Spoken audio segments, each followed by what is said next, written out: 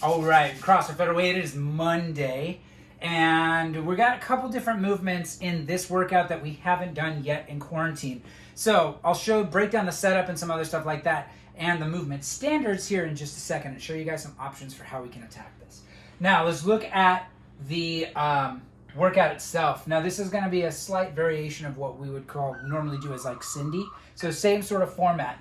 It's going to be 5 bodyweight rows, 10 backpack devil presses, or you can do this with dumbbells, or I don't know if it would work very well with a kettlebell, but I'll show you some options on how we can attack the devil press, whether it's one arm or both, depending on what you have available at home.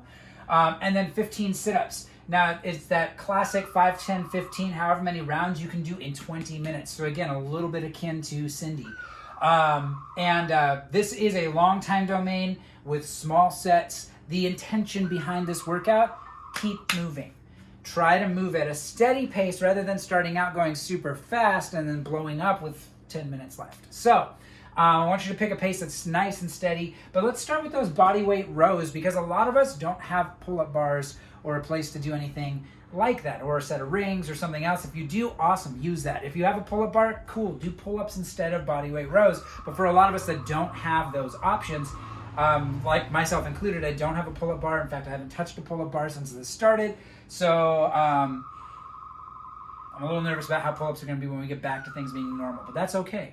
So let's talk a little bit about our setup and what you guys are going to need. And if you saw this on the CrossFit Training Instagram, I think last week, this is a really cool option to be able to do some of these things with next to no equipment.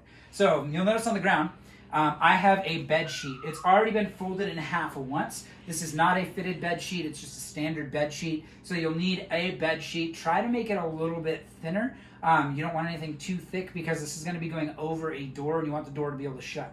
So what I'm going to do is, now again, this has already been folded over once in half. I'm going to fold it over again.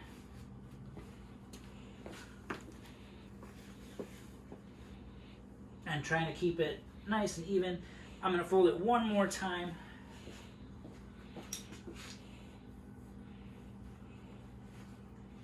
Until I end up with this. Now when I have this sheet set up already this way, I'm going to tie an overhand knot on both ends.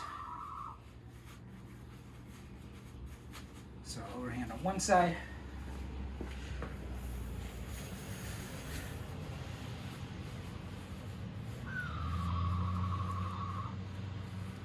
and an overhand knot on the other side. Now, the next thing this is going to require is a door. So, the door to my garage is right here.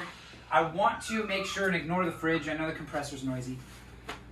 I want to make sure that when I'm setting this up, that the door that I'm using, it closes toward me. If it opens towards me, I might have the chance of pulling that door open when I'm doing bodyweight rows. So for safety's sake, make sure that your sheet is on the inside part of the door when it's shut.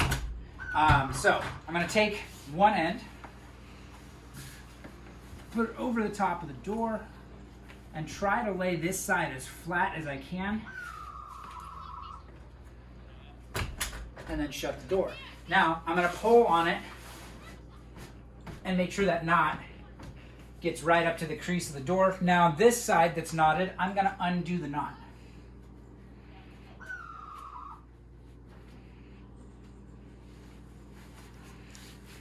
And then I'm going to unfold this side all the way down to that single layer. Now, from here, what I'm going to do is I'm going to grab onto it. And what I found through a little bit of experimentation, if I just loop it around my hand and then grab onto that, it holds a little bit better.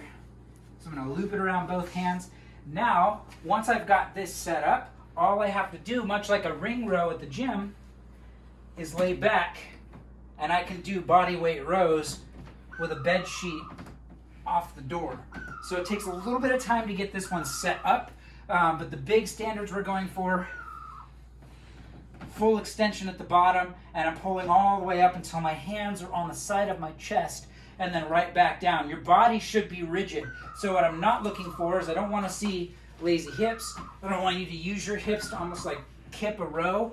I want you to just be able to pull on your own so it's all in your arms. And do try to have a good place for your feet to stay stabilized. I know for me, the concrete in my garage is a little bit slick depending on what shoes I'm wearing. Easy way to change that is just leave your feet flat on the floor. It's going to give you a little more traction. And yes, it might change the difficulty of your rows just a little bit, but that's okay. So that is our bodyweight row with our bed sheet over the top of the door. Again, if you have rings, if you have a pull-up bar, if you have anything else like that, feel free to utilize those things, but this is specifically in mind for a lot of us that don't have access to that sort of stuff. So that's our bodyweight rows. Now a backpack devil's press. I'm going to show you guys a couple options. The devil press is a little bit awkward with the backpack, but it works. So devil's press meaning you go down, do a push-up, and then you're coming up, and much like a kettlebell swing, coming all the way up overhead without making contact with your shoulders. So how this is going to look if I'm using my backpack, I'm going to do essentially a burpee. So down, push up, on the way up, I'm grabbing on both sides of my bag. I'm going to swing it back and then go all the way overhead to lockout in one smooth motion. So then I'll come right back down and back up overhead, and so on and so forth. Now, if you have a dumbbell, even a single dumbbell, you can do this devil's press. If you have a pair of dumbbells and you want to do them the traditional way with 2 dumbbells, go for it. If you don't have 2, or if you only have 1 and it's heavier and you don't want to do, say, 2 50-pound dumbbells for your devil's press, you can do this as a single arm variation and alternate arms as you go. So that dumbbell's going to start on the ground. I'm going to do a push-up and up and do a swing all the way up overhead and switch on the way down. So that comes back to the ground, push-up, and then all the way up overhead. That rep is counted when I'm locked out straight up overhead. If you're doing the single arm variation, it's still 10 reps, but alternate your hands as you go. And then sit-ups are sit-ups, guys. So always going to encourage you to do sit-ups with your feet in that butterfly position. Back down, hands touch the floor, come all the way up, shooting to touch my toes at the top. If I want to increase my cycle rate, I'm just going to push off my feet to make that stretch reflex happen more aggressively when I'm extended at the bottom or on the ground when my back is flat on those push-ups. So that's going to give you a little more rebound. Yes, it's harder on your lungs, so your breathing, your heart rate, all that stuff is going to go up. But it allows you to get through those 15 sit-ups a little faster. So that's what we're getting into. Again, however many rounds and reps you can do in 20 minutes of 5 bodyweight rows, 10 backpack devil's press, or again, alternating.